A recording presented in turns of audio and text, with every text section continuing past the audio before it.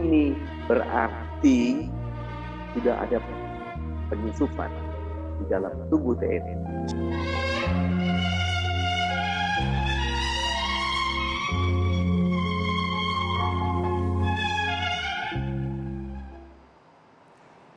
Ya, kalau kita lihat tayangan-tayangan tadi, kemudian banyak masyarakat yang mengait-ngaitkan dengan kok ini nampaknya sudah peristiwa tahunan gitu, sudah ritual dengan kemudian kebangkitan lagi komunis. Ada juga yang bertanya nih, Mas Eko, ini dari namanya unik juga ya. Mung bisa nyawang.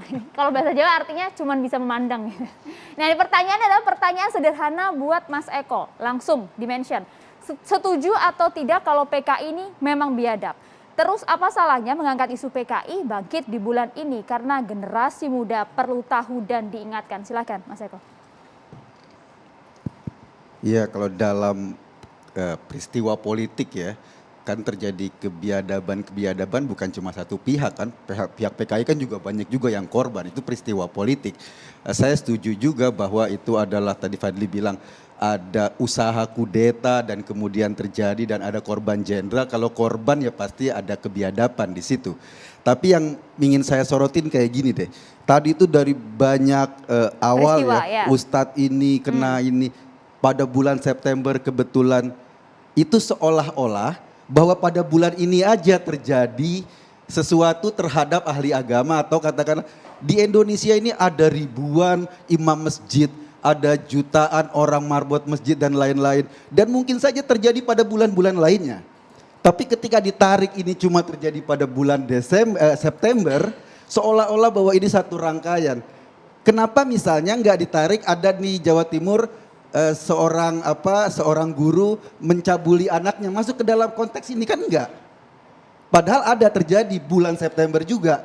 Artinya apa? Artinya kita seolah-olah pingin menstempel bahwa ini semua terjadi karena ada PKI. Padahal menurut saya nggak ada hubungannya. Coba cari berita pada bulan Januari berapa banyak katakanlah imam masjid yang terkena kejahatan. Banyaknya sama dengan mungkin bulan September. Kalau diorama itu kan sudah dijelaskan tadi. Penggagasnya yang minta ditarik. Karena mungkin penggagasnya merasa terhadap keyakinan agamanya nggak boleh lah bikin patung dan lain-lain. Itu udah jelas sekali informasinya. Yang penting atau kalau mau cari kebenaran, tanya dong sama mantan Pangkostrat. Dia yang mau narik kok. Apakah dia menarik itu karena untuk seperti Fadli bilang membelokkan sejarah? Konfirmasinya ke sana gitu loh. Kan ini kan alasan pribadi, alasannya simpel menurut saya. Baik, Bang Said sudah jelas Bang alasannya Bang. Kalau penggagas yang minta ya harusnya diikutin saja. Saya mencoba mengikuti semua dengan baik pernyataan dari penjelasan Pangkostrat. Tapi saya ini sebenarnya birokrat yang paham bagaimana mengelola aset negara. Jadi saya katakan ini ada 3 pelanggaran yang kemungkinan terjadi dari pembongkaran diorama tersebut. Pertama adalah pidana penghilangan aset negara. Pidana. Nanti saya jelaskan. Yang kedua pidana terhadap kelalaian menjaga aset negara. Itu pidana. Ya Pak Kiki tahu kalau kita di peneliti tabung reaksi pecah 1 itu harus dilaporkan tabung reaksi. Kita pejabat datang ceramah di suatu tempat dapat plakat itu nggak boleh dibawa pulang karena itu aset negara. Yang ketiga pelanggaran tata kelola pemerintahan yang baik. Nah saya ingin jelaskan pelanggaran pidana menghilangkan aset negara. Ini kita tidak tahu patung ini sumber dananya dari mana. Kalau dari APBN pasti aset negara, oke? Kalau dia hilangkan itu pasti pidana. Kalau dapat dari sumbangan dan atas nama institusi orang menyumbang, maka itu juga aset negara, bukan asetnya Letjen Aye Nasution. Kalau duit pribadinya Aye Nasution, duit pribadinya dia, dan sudah dicatat sebagai aset museum, maka itu juga aset negara. Nah, jadi menurut saya ini harus dicari Letjen Aye Nasution menjelaskan uangnya dari mana. Kalau aset negara, maka Letjen Aye Nasution tercantum pidana penghilangan aset negara.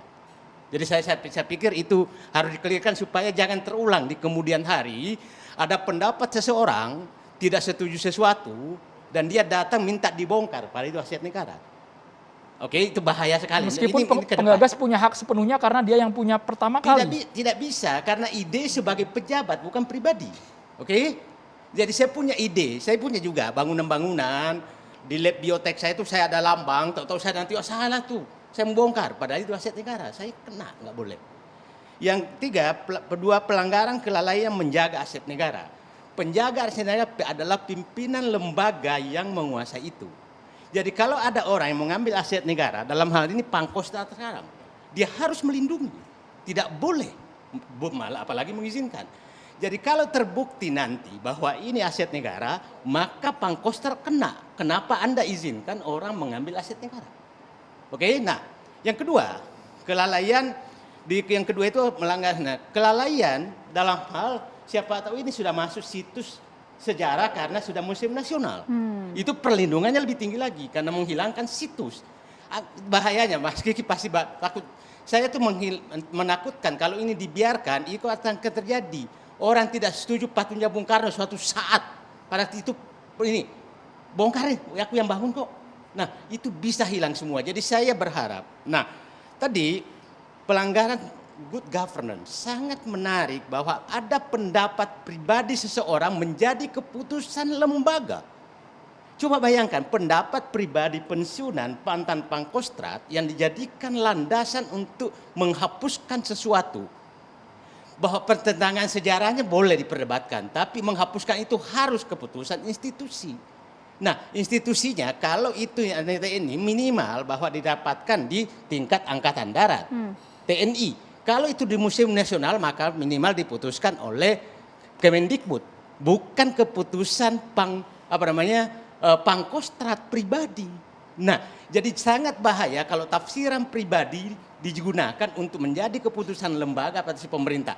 Itu saya pikir peristiwa ini bukan hanya Nah, yang keempat itu adalah penghilangan sejarah, situs sejarah. Nah, jadi saya pikir ini sangat serius bagi saya, Pak. Sangat serius, sangat serius karena kalau ini berlanjut maka bisa hilang semua. Lepaskan pro kontra dulu Pak ya. Hilang semua hanya karena pendapat pribadi seseorang.